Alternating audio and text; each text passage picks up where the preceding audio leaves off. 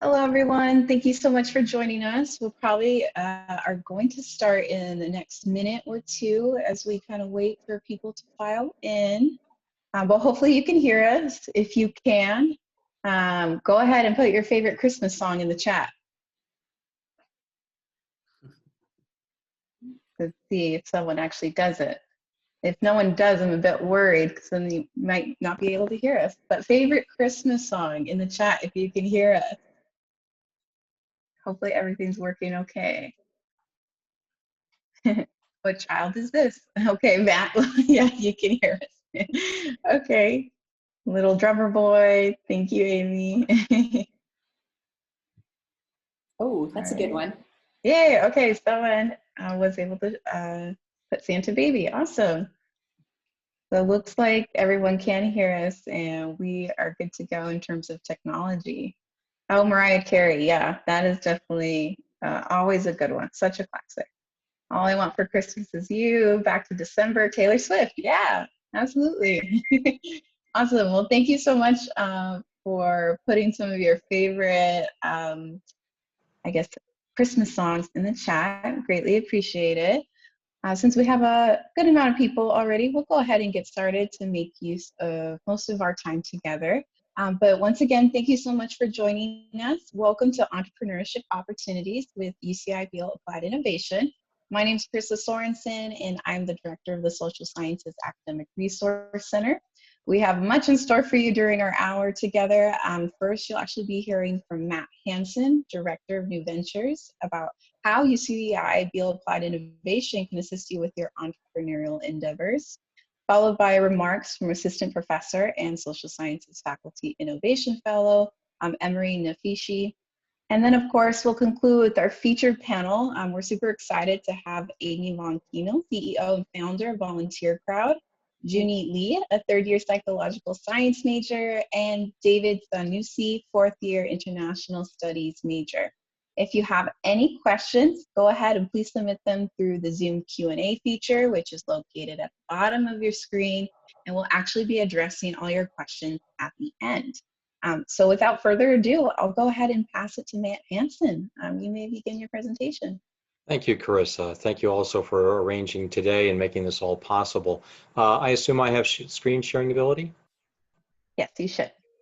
Wonderful.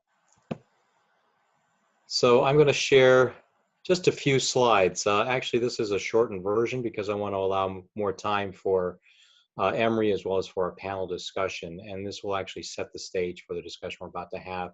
And certainly if you have any questions about what you hear today or see today, always reach out. We're happy to address anything that comes up. So Beall Applied Innovation is a business unit of UCI. Our director, Richard Sudek, reports to the provost. So in that regard, we're kind of like a school. All the schools report to the provost, but not a dean. We do not grant degrees. We don't have no faculty, and we don't have any classes. But what we do is provide co-curricular experiential activities around creativity, innovation, and entrepreneurship. And you'll see the full panoply of everything we offer here in just a second. But I wanted to set that stage so you understood what Beall Applied Innovation was, sort of at the high level. Now, you're all at UCI, so a lot of this you probably already know, but again, it sort of encapsulates why this is such a wonderful place to exercise creativity and innovation and entrepreneurship. First of all, we just passed the $500 million mark in research grants and contracts, so there's a lot of research going on that's generating intellectual property, that is inventions that could be patented and then licensed out to industry. We have 60,000 disruptors. That's all of you. It's the faculty, staff, and students who make up UCI. I like to say that creativity is not the domain of, say, engineering or the business school or anything like that. It's the domain of every human being on Earth. As a matter of fact, we're the only creatures who create new things. And what we try to do is help you channel that creativity for the common good by getting your ideas into the marketplace. To help do that, UCI has built itself up over the last 50 years to be the best college in the US, according to Money Magazine. But also 2 years in a row, New York Times has indicated that UCI is the best place to achieve the American dream. And we're often asked, what exactly does that mean? And it means you achieving your version of the American dream, things that you see need to be fixed or improved or made better or brought to life. And again, we can help you do that through the programs and resources of Beall Applied Innovation. So we do four main things at Beall Applied. The first one is done actually by every university that has a research arm. We generate intellectual property, and those are inventions. And we have an office that helps the people who create that stuff to get it patented, that is recognized as an invention by the US government, and then licensed out to industry. And that what happens there is it's like renting out the ideas to industry so they can build products and services around that and bring them to market. We also have a group that's involved in industry engagement. That's sort of bridge building with the corporations that we want to do business with. And then my group is involved in entrepreneurship. So by way of a belated introduction, again, I'm Matthew Hansen. I'm the Director of New Ventures at Beall Applied Innovation. And my team has all the programs and services designed around educating you how to think like an entrepreneur, even if you never found a company. So it's this idea of unleashing that innovation, creativity, and entrepreneurship. And lastly, we're the linchpin between UCI and the outside ecosystem, meaning all the other entities that help people like you and I get our ideas into the marketplace. So we're this sort of connecting piece, if you will, between the university and the outside region. Now, the names of the organizations that do this are the Research Translation Group, Enterprise Collaboration, New Ventures, which is mine. And then sometimes you might hear the word the Cove. And what the Cove is just our physical place. It's the building which Beall Applied Innovation resides in. We'll show you a quick picture of that in just a second. But all of this is designed and, by the way, written into the strategic plan of UCI to help connect UCI to the outside world so that all your ideas and inventions can flow out to help all the rest of us. So regarding that outside world, that ecosystem we call it, prior to COVID, we were actually holding about 600 events a year with 50,000 people coming through our doors. So we were kind of like the Disneyland of UCI. And all these events all had to do with innovation, creativity, and entrepreneurship. You'll hear that that's my mantra today, because this is something that we can all participate in. And we hold these events not just to share information, but to allow for what we call accidental collisions. This is you and me meeting people we never would have met had we not come to these events. And from that spark new ideas, new opportunities for everyone to participate in. So that's the Cove. You'll see the name up at the top there. We just moved in prior to COVID. So we've got 3 floors, 100,000 square feet. We rent about a third of it out to other members in the ecosystem, other companies, other organizations, so that we're all physically in the same place. If any of you are into esports, the esports has a new a gaming facility there on the 3rd floor. It's just now opening up, and we'll have more activity obviously after COVID. But this is really the hub of where all this activity takes place. I mentioned those 600 events a year. That's what happens there. Now, if you were to go there, you would find a fascinating place, and I'm just going to dwell on this for a second. We are unlike any place on campus. When you walk in, everything is beach and surfing themed. So our large conference center that has a 135-degree seamless screen on it is always every day, if we're not showing, having meetings, is showing the beach, literally. And the conference center itself is a beach. It has a fire pit and surfboards and chairs. We have a tiki bar. No place else on campus has a tiki bar. And all of this is designed to fuel the energy and the creativity of the people that come through there. So I'm anxious for when we can invite you back in so that you could see this fascinating, inspiring place.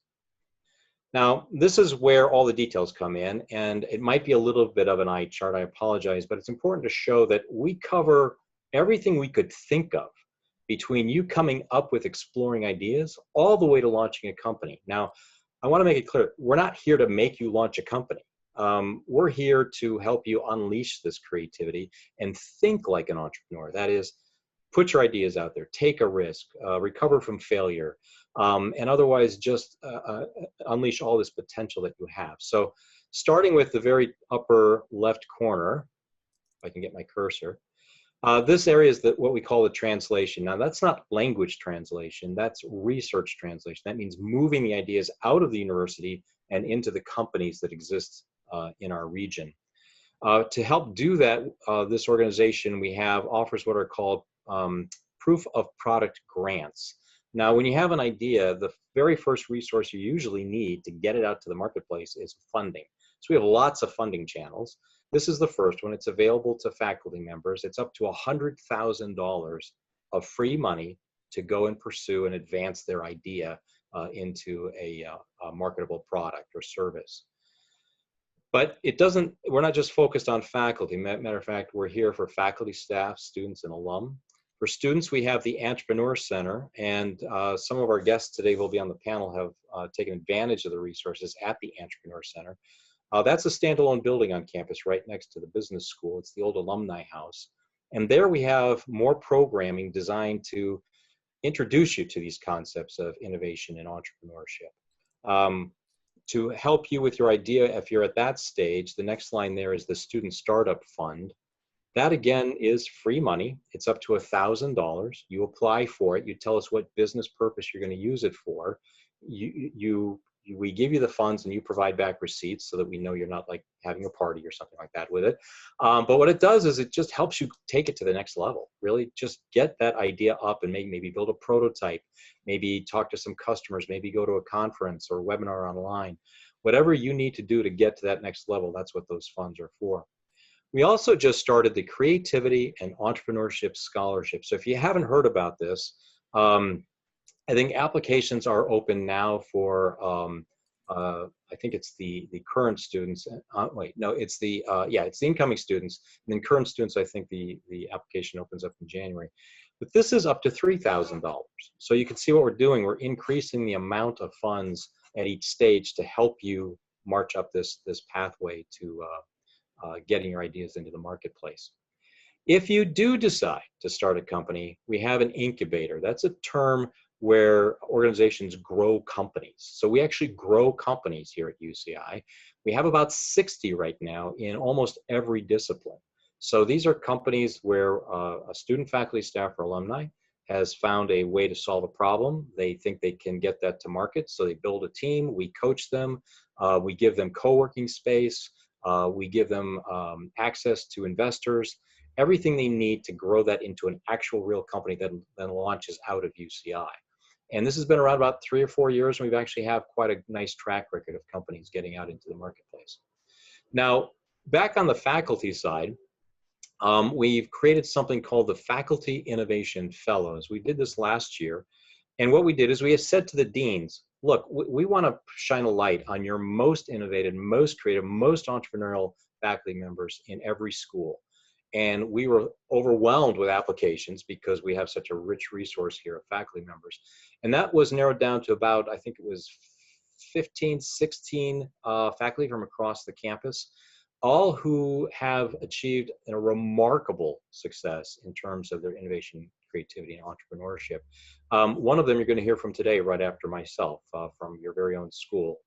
So this way, we're linking these skill sets from students all the way up through faculty and even out to alumni. Another program we offer that covers most of the span of this sort of exploration, ideation to formation is called the National Science Foundation I-Corps. It's the Innovation Corps funded by the federal government, and it's a 10-week course of free training on how to get input from a customer.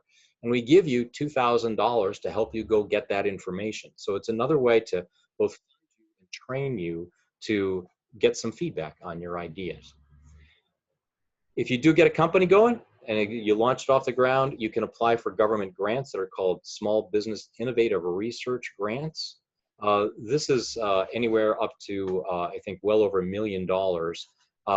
Again, to take your idea from prototype stage and actually try to get it to market. So the government wants you to do this because, I don't know if you're aware of this, but here in the United States, we launch 6 million new companies every single year. And the government wants us to do that because that creates jobs, creates a positive balance of trade, etc. So the government's willing to give you, again, free money if they like your idea and it fits into some of the programs they have. Additional funding comes if you have a company, because we can make personal introductions to investors, whether those are angels, that's a term for wealthy individuals, or venture capitalists, which are organizations which give you other people's money and invest in your company. We have a network of hundreds of these that if you're ready and your company's ready, we can make those introductions and get funding into your company to help you grow. Lastly, again, in partnering with the federal government, we have a small business development center located with us at the Cove, part of Beall Applied Innovation, which focuses on, this particular office focuses on highly scalable STEM-related life science and other technology companies. They focus on that because that's where their expertise is, and they can provide additional free mentoring, free coaching, access to government resources and funding. Another way to just get you really equipped to launch and get way over here on the right side of the screen to where you've got a functioning company.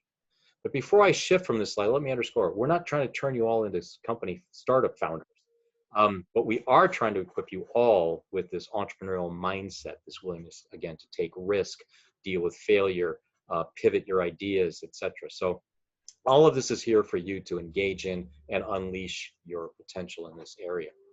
So to carry this story a little bit forward, I want to show you some of the engagement that students and alumni from social sciences have had with our programs. So I mentioned these $1,000 micro grants. We've given one now to a grad student, one to alum, and 21 of these to undergrads in your school. In terms of companies that are starting up, we have 5 currently started by people from the social sciences and 11 former startups. So you actually represent a great cross-section of the success of our incubator. Some of those are listed here in their logos. You'll see volunteer crowd. Matter of fact, you've already been introduced to Amy briefly. She's going to join us on the panel discussion. But hers is one of the companies that's really taken advantage of all these free resources and grown the company to a very successful place. So we'll hear more about that a little bit later. Now, by way of transition, I want to turn this over to Professor Emery. He is one of our Faculty Innovation Fellows. Matter of fact, I want to underscore the fact that he is one of the first that was identified, the first cohort of Faculty Innovation Fellows here at UCI. So he had an even higher bar to reach because we hadn't picked any before. So when they provided us his nomination, he went through a judging review, an interview, and was selected. You have to appreciate the fact that he is the cream of the crop, and we are so proud of Emory coming out of the School of Social Sciences, because again, it allows us to shine a light and say, look, this is an avenue that all of you can follow by having someone like Emory speak to you today. So what I'd like to do now is stop sharing. We're going to have Q&A a little bit later, so I'd like to turn it right over to Emory now. All right, thank you. Thanks a lot, Matthew. No pressure. And thank you for giving me this opportunity to talk about myself and to tell you about my own path into research and innovation.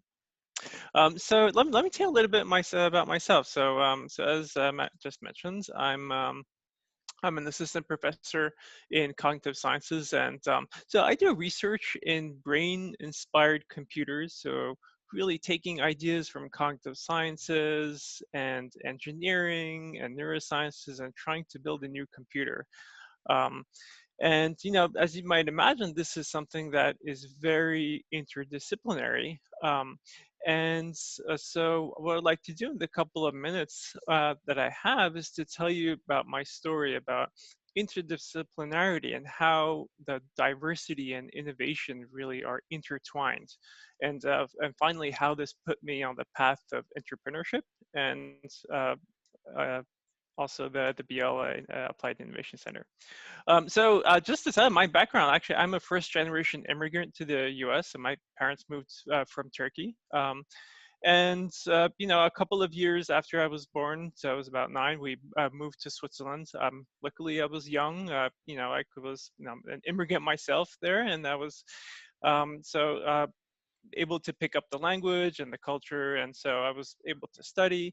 And so I studied physics. I like to say I studied physics because I was fascinated by the fundamental laws of nature, but to be honest, I think it was really something I was good at, and I didn't really know what else to do. So that's what I studied. But you know, there was always this on the back of my mind that if I can't explain my mother what I'm doing, then I'm doing something wrong. And that was exactly the case. Even sometimes I even had that problem myself. I couldn't really explain myself why I was working on these really weird models. So I switched domains, and you know, I turned to neuroscience, to the brain, and this was something that wasn't too unusual at the time. So many physicists were actually, you know, moving to other domains for, you know, kind of applying your methods into to other domains. And that's where, you know, that was my first luck, really a big luck there, was to land at an institute. This was in Zurich, which, you know, gathered people all around the university. So biologists, computer scientists, engineer, mathematicians, all with the same common goal of understanding the brain. So this is super challenging, right? So one of the biggest challenges that you have in that kind of environment is actually talking to people. You know, everybody there has its own jargon, its own agenda, their own skills. And so even though you're working on the common problem with that case was understanding the brain, how do you get understood? How can you actually uh, convey your excitement about something, and share it if they, you know, if they didn't necessarily have the same background. Um, and you know, that was the job there was, in some ways, what really had to do was to translate our own excitement, our research, into the language of all the other people, a common language that they could understand. And this really depended, you know, sometimes we would give, you know, talk with biologists, and so we'd have to use their language, they would use our language, and so on.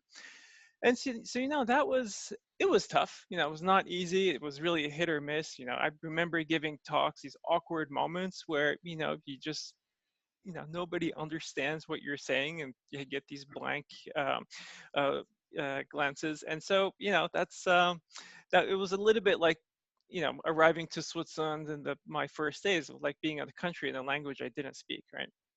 But you know, it just turned out that it was something that learned how to do well, and I think this wasn't really a coincidence, or me being a genius, which I don't think I am. It was because of my diverse background, right? So I grew up in three different cultures. I spoke their respective languages, and that what that really gave me was the ability to switch mindsets really quickly. Okay, what is that person thinking about me? And then just in the same way as we would switch languages. And I think for some of you who in the audience here are also from diverse backgrounds, you might also have this, you might know, really have firsthand experience in this. And so this was really about, you know, taking an idea and describing it from a different angle in a way that the other people can understand. That's really the essence of interdisciplinarity. And that's fantastic because, you know, physics and maybe, you know, neuroscience themselves, they can be super competitive fields, but you take them together, well, it just turns out that there's not so many people working on that, right? So there's opportunity there. And, you know, beyond opportunity, if you take one idea in neuroscience and people have been looking into these circuits, and then they just find out that, hey, you know, this has actually been studied in a different perspective in physics, and maybe people are using this in artificial intelligence. And suddenly you get this cross-fertilization of ideas, and that directly leads to innovation. And I like to think that, you know, this, I, you know, all of this came to me because of diversity, right? Because we came from these multiple different backgrounds and different ability to speak each other's languages. And I've been doing this ever since. So really mashing together, in my case, you know, I moved after that again to machine learning and artificial intelligence so that we can actually build, you know, computers that are, you know, inspired by the brain. And, you know, we've been making progress there and really working with companies, some of you might know, like Intel and Samsung and some other smaller companies, and really driving the latest innovation there. so that's what really put me on this path here, being the faculty innovation fellow, and also on the path of the Beall, which is, we're building these computers and building, if you want, the software to actually run them, and that's the company we're building now. And the key to all of this was interdisciplinarity and diversity. So that's my message. And now I'm waiting to hear from Amy and Junli and David. Emery, thank you so much. I was madly taking notes while you were talking because you hit on so many crucial points that the students should really understand. You take people of equal caliber but vastly different backgrounds, creativity goes off the charts because it's what you bring to the table of your own unique personal experience that fuels the creative ideas that generate new stuff all the time. And you mentioned being a first gen. If you stop for a minute and offline, go Google the companies like Google and SpaceX, and these were founded by first gen people. These are people who came from other areas. They came with a diverse background, which allowed them to view opportunities differently and see opportunities like Emery was talking about. But also they came to the United States to build these companies because we're the only country on earth that provides everything from academia through our financial systems, our regulatory systems, our legal systems. Everything is designed to set you up to get your ideas into the marketplace. We are driven, the whole economy is driven by small businesses and new ideas, and Emery's contributing to that. And this idea of diversity and interdisciplinarity are absolutely key. So you might sit there and think, well, I haven't invented anything. Well, you probably have, you just don't know it. But your ideas, your voice, your perspective is crucial to working with other people from other schools and other disciplines in order to bring these better ideas to market. So thank you, Emery, for hitting on the point. He mentioned too language. You may have noticed I've been reeling off these three words: creativity, innovation, entrepreneurship. That's because when we first started out reaching out to the arts and the humanities and the law school, and we were using the words like business and entrepreneur, they're like, we're not interested. We don't think that way. So we were looking for the language, the Rosetta Stone that said, what is it that you do to get your ideas going? And well, it's creativity and innovation, and that can link to entrepreneurship. So we had to find the right language to speak across all the disciplines to allow them to tap into this. Because I'll give you an example. Emery pointed out that he's a researcher. And when we talk to other researchers across the campus, they don't think of themselves as entrepreneurs, but that's exactly what they are, because they identify a problem or a need, they come up with a solution, they test the solution and they fail sometimes, they build a team, they attract money, they do everything that an entrepreneur does. So it's just a difference in language. And so if we can cross that bridge and agree that tapping into your creativity is the beginning of that, I think we'll be able to have a much better conversation and much better products and services and ideas coming to the marketplace. So again, thank you for that. What I'd like to do now is transition to our panel discussion. We have just a few questions given our limited time, but we're going to hit on the ones that I think will make really fascinating stories for you. What I'm going to have each of our panelists do is briefly introduce themselves. And Emery, since you're hanging around, can you be on the panel too? Of course. Oh, awesome. Great. So what I'm going to do is I'll start with Amy, and if you could give us, again, 60 seconds, 2 minutes on your background. Okay, great. Thank you so much, Matt. And Emery, that was a wonderful overview. I've got so many questions, and I know people in Zurich in the neurosciences area, so we've got to connect. But as Matt said earlier, my name is Amy Von Kaenel, and I'm the CEO and founder of Volunteer Crowd. I'm a member of the Wayfinder program, and I began at UCI a long time ago in the School of Social Sciences. My undergraduate degree is in economics, and that really fueled my admiration for efficient marketplaces. A few years after that, I got my MBA from the Paul Mirage School of Business, and I was a technology research analyst. I fell in love with the ed tech sector, and after about 12 years, I decided I was done researching and I wanted to get my hands dirty. What do I mean by that? Rather than researching the technology, I wanted to build the technology. And so I found fertile ground when I was a board member at a teen volunteer club. I was fascinated by just how engaged students were and how life-altering volunteering can be. I mean, you're basically taking what you know as a very young person and creating something. And I think that's the very definition of social enterprise and entrepreneurship. But the nonprofit sector has really been glossed over by the digital age. And so the end result of that is it's something that's really good from a developmental standpoint.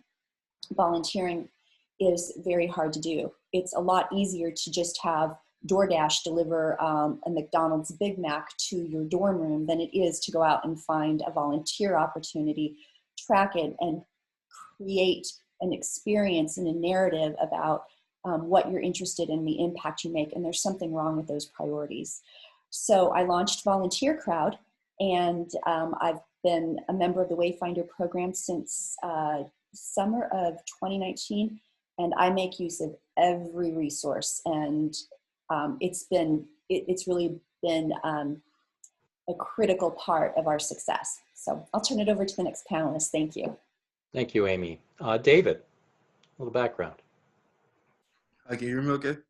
Yep. All right, my name is David. I'm a fourth year undergraduate studying international studies. I'm from Los Angeles.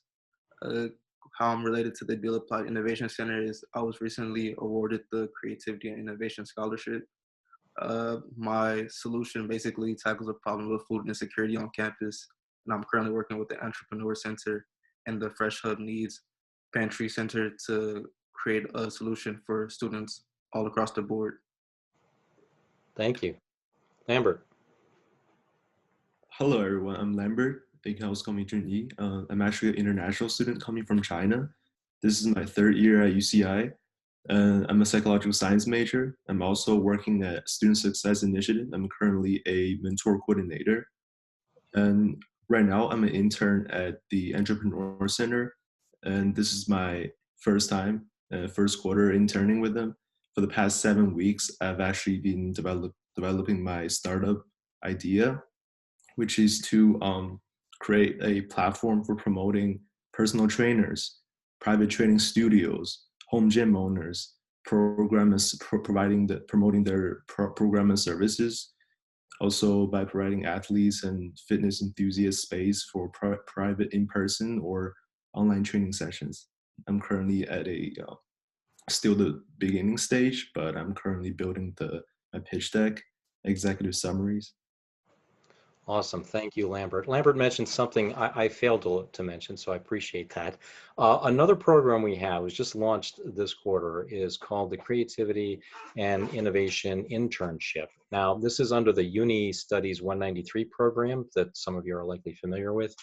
This is the first opportunity ever that students at UCI are able to get pass, no pass credit on their transcript for participating in our programs. And this is exciting for us because entrepreneurship is a skill. You have to learn it and practice it, and you ought to be recognized for that. And so we're working with the university to make sure that happens in a lot of different ways. And this first way, Lambert is one of the first students to take this internship. I also want to brag a little bit. When we created this, we were told, well, most of these internships out of the different organizations, they get about 3 or 4 students to sign up. We had 12 in the first cohort, and Dean Matkin from Division of Continuing Education, whose team helps run this, contacted me and said, what's going on? There seems to be an interest in innovation and entrepreneurship on campus, and sure enough, it's been successful, and we look to grow that. So thank you for bringing that up, Lambert. Let me point out one other thing before I get into some of the questions. First of all, you'll notice what the panel we drew together today is diverse itself. It's diverse in gender, diverse in age, diverse in discipline. You can be any age and be creative and bring your ideas to market. And most ideas are not super high tech, smartphones and medical devices. Most ideas are pretty basic because most people have pretty basic needs, but we also span the gamut there too. So it's a wide open area for any of you to get engaged in and see what ideas you can bring to bear to help help solve society's problems. So let's jump into the questions. What I'll do is I'll pose the question, and then I'll pick one of the panelists to respond. And if you could hold your response to about a minute or two, and then popcorn, right? So just identify the next person who's going to speak. So for example, if Amy's the first one to speak, if you could just pick one of the other panelists and pop it over to them, that's what we call popcorn. So that way it'll mix it up a little bit as we go through each of the questions. So David, I'm going to start with you. I just randomly picked you, so no pressure at all. But what inspired you? What caused you to decide, I'm going to take advantage of these programs and services, and I'm going to start to think like an entrepreneur? How did that journey start for you? Going back to my early childhood, I grew up in poverty. So one way that I knew to get out of that was through business entrepreneurship. So from an early age in kindergarten, I started recycling because I knew it could make money. I didn't know what I was going to do with that money. I just knew it could make money. So I started collecting bottles, started recycling. Then I moved up to high school. I started flipping phones, flipping clothes, flipping shoes, then moved on to lawn care. And then my first year of college, this is when it was really a turning point for us. We came here expecting a social experience like the other colleges that we see in the movies, but we didn't see that. So one thing that we took upon ourselves was to start an event organizing business where we rented out venues and threw events for the students in the OC area. So that's students from Cal State Fullerton, UC Irvine. It was able to turn something that we loved into a business, if so you could say. And then throughout those first 2 years of us throwing events for college students, we were able to generate $30,000 in revenue, and Wow. we were able to receive offers from clubs from the Los Angeles area to partner with us, but we knew that we couldn't because of our status as students. So from there, we were able to move on to different endeavors, and then that's when I realized that it's time to start getting serious with the Beall Applied Innovation Center. So last year, I was able to attend the halftime pitch networking event, and it was a real eye opener for me because it allowed me to see what it's like to network and meet other people that are professional and that are successful in the career path that I want to be in. So from there, I started thinking of ideas of what I should do. And then luckily I saw that there was a scholarship application for the Creativity and Innovation application scholarship. So I submitted my application and I got in. And then since then, I've been following along with the Entrepreneur Center and the internship program. And I've just been getting the ideation and just every process of entrepreneurship through that program. Awesome. You get to pick who's going to answer next. So we'll just popcorn over to anybody you want to have talk next. Jimmy. All right. To be honest, entrepreneurship is a pretty new field for me, and I'm a first gen student, college student. I'm also an international student. So when I came here, I'm just exploring college, and then I discovered the path that since I'm really passionate in psychology, and after I graduate, I plan to get a master's in organizational psychology, and I plan to work in HR and corporate and company.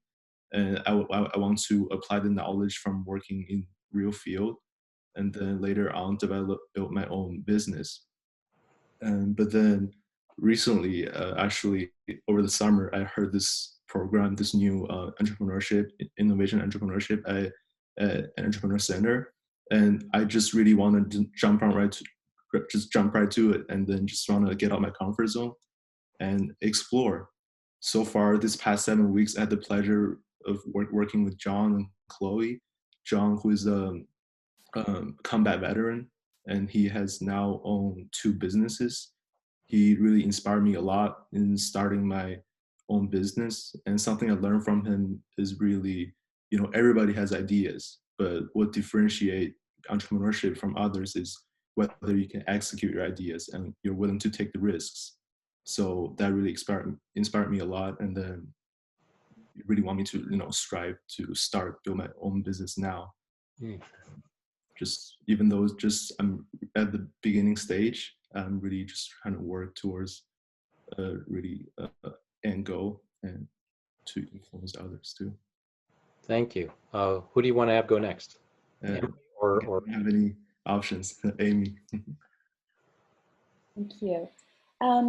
Entrepreneurship has really been all around me for the last few decades, and Volunteer Crowd is the first organization that I started, but I was with three startups prior to that.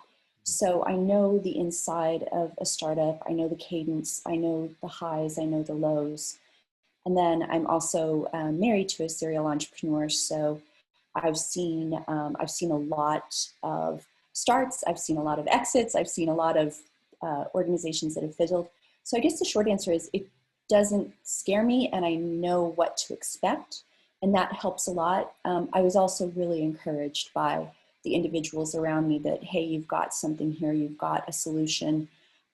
It's missing from the market, and you've got more domain experience than anyone out there, because the intersection of ed tech and nonprofits, it's not one that a lot of people pursue. So that's really how I backed into entrepreneurship.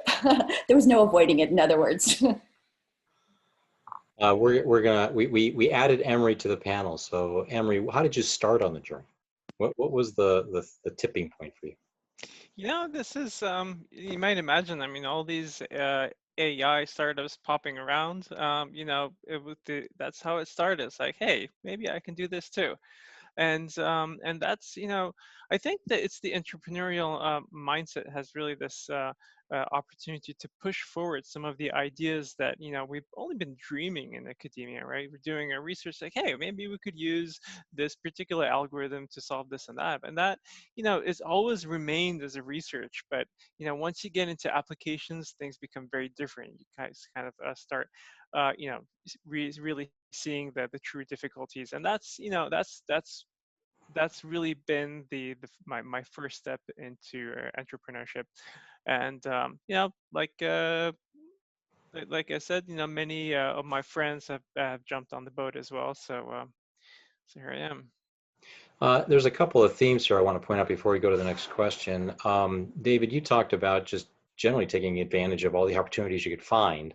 Junyi, you talked about the whole idea of exploration and finding out what's available. Amy has been surrounded by entrepreneurs her whole life, which sort of feeds that.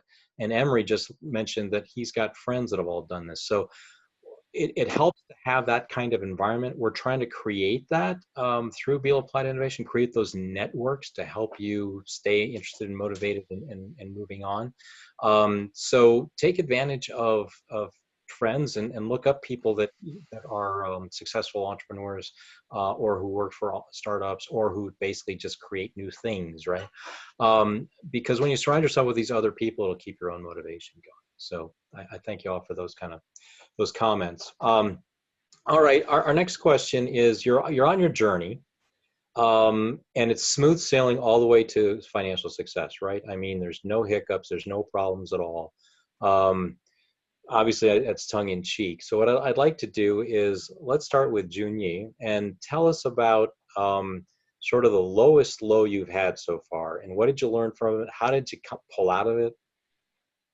All right, so since currently I'm still at the beginning stage, and I feel like the lowest low I experienced is actually discovering my business idea. That's a low? Yeah, yeah. Yeah, it's interesting because, you know, this is a new field. And of course, people want to be entrepreneurship because they have an idea, right? But then I'm the type that I want to own my business, but I don't have any idea what business to own. So stepping into this program, I had no idea what kind of business I want to start with. Up until week 2 of the internship program, I still have no idea. But that's when I actually learned about the entrepreneurship mindset and the entrepreneurship stage. So through this innovation entrepreneurship program, I actually learned about how to really discover this idea you might have, because everyone has idea.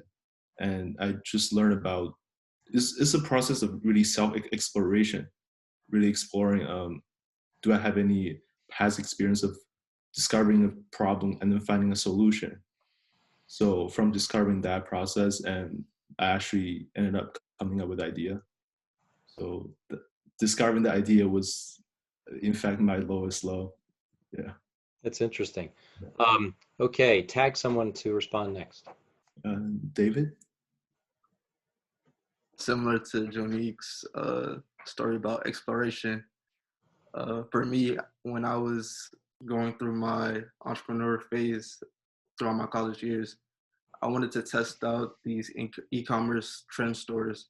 So basically, you build a store around a specific niche, and everybody made it seem easy. So I wanted to test for myself. So upon doing these tests, it requires ad money for you to bring traffic to your store, for you to make conversions. So I kept pushing money into the stores, hoping that I could become successful, become a millionaire overnight, and maybe $3,000, $4,000, and I'm still in the red. So I guess that was one of the lowest lows that I've ever had, because it was just a struggle to be enthusiastic about continuing a business when you know it's not succeeding. But then it's not, I wouldn't say it's the lowest low, because through that journey I was able to learn a valuable lesson with digital marketing, and how I've been able to take those lessons that I've learned through that failure and incorporate it into current endeavors that I'm working on right now. So in a way, it is a low financially, but in the long term, I feel like it's still a success. Thank you, David. Who's next, David? Emery. All right. So I'm quite early in my journey. So I'm hoping, I hope that I didn't see the lowest low and the everything yet. But some of the things that really is has been blocking us, I'll tell you, is for the moment is COVID, right? So trying to find the right people to work with at a time like this, that's been super challenging. Um, and also, it's been about getting the intellectual property in place. But yeah, I wouldn't call that a lowest low, because the applied innovation is really helping us nicely there, and it's amazing to see how quickly things are getting done. So hopefully, we're going to get there. And this is probably not the lowest low yet. It sounds scary. It's like, what do you have to look forward to? True. Amy.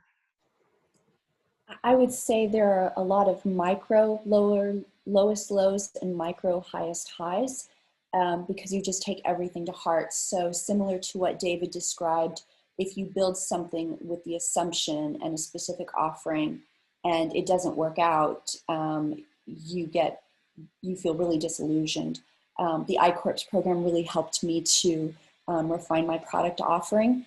And so that's been very serendipitous for me as well, like David described, because we came out with a second offering that's higher margin, and I'm getting customers that maybe I wouldn't have gotten in the same place. So the highs and the lows, they tend to be a match set. They really do. So if you're in a low point, don't worry, it won't last. It's just that you have to keep trying something different. You have to be willing to adapt. That's great advice, Amy. I want to riff off some of your comments here too, to point out that when I teach entrepreneurship, I often get the following statement: if all the successful entrepreneurs I can think of dropped out of college, why should I stay in college, right? And it's a reality check. You can probably find 5 who dropped out of college. All the other entrepreneurs creating these 6 million new companies and getting their ideas into the marketplace typically all went to college. And at some level, because this is where they start to sort of feed their mind, unleash their ideas, and build the networks that are necessary.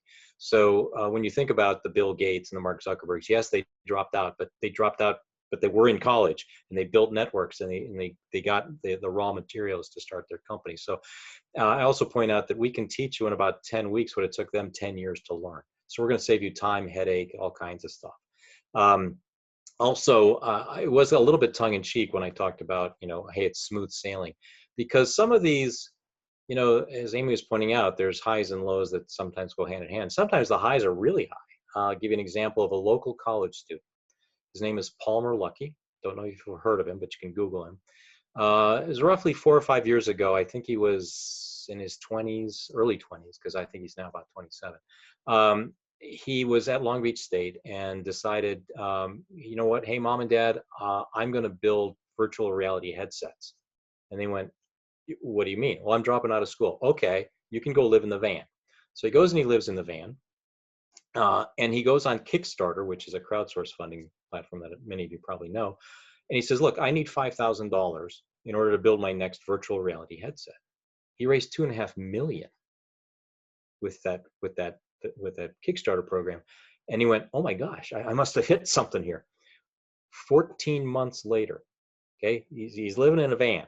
14 months later, Facebook buys him for $2 billion at the age of like 23 or something. So, I mean, lightning can strike big sometimes. And while money's motivating, what's even more important is this being able to contribute to society. I'll keep this next story short, but Mark Zuckerberg, in the early days of Facebook, both MTV and Yahoo offered to buy him for $1 billion, and he turned them down.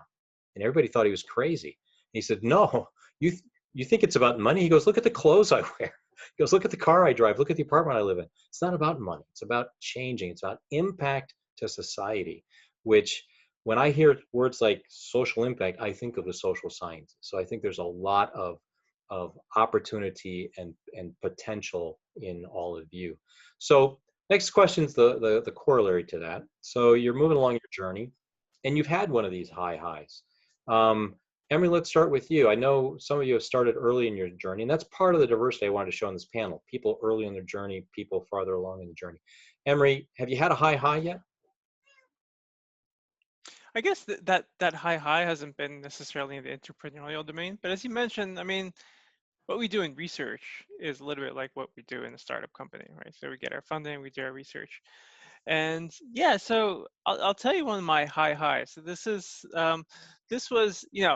I told you my story about the research that I do building these brain inspired computers. And there was just one point we were in Zurich and just we're about to hook everything up together, right? So we have this brain circuit that has neurons. We're working in real time, and we're going to plug in basically the arm to it, and we're going to plug in the eye. It's pretty much how it works. It was just like that magic there. Just plug everything together, and you see lights blinking. And I was probably the only person who knew what was going on. There really was not much going on. But that point was like, wow, like it was the point, like the first step towards a dream. And that dream, as you say, and like going down the road, it isn't really about making money, but it's just seeing that realization of the dream. And that's a huge kick. So that's been, I guess, a high. That's exciting. I'm going to pick David.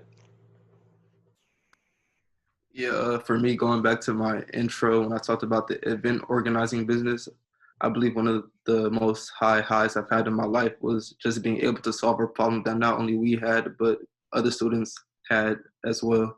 So when you come into college, I know it's not like you're not supposed to come here to have fun, but still people come to have fun. And just coming here and being able to socialize, that feeling wasn't there. So to be able to build a platform, to build a space, to build an area where people could come together and socialize, meet new people, and successfully build that up to something that could be profitable was a high for me. Awesome. Amy, high. I think we're experiencing that a little bit of that now. The part earning the trust of consumers one by one, it can be really difficult. Partnerships have been wonderful because I've got some very strong partnerships in a number of different areas who are saying, we believe in you, we want to go out and we want to resell your solution, which, God bless them. So I think that's really wonderful because I envisioned a pure consumer model. I knew I would have different channels to those consumers, but it's definitely surpassing my expectations. That's exciting. Junyi. I think my highest high is definitely seeing that my business idea could actually work out. So I had a private meeting with John, who's the director of Entrepreneur Center.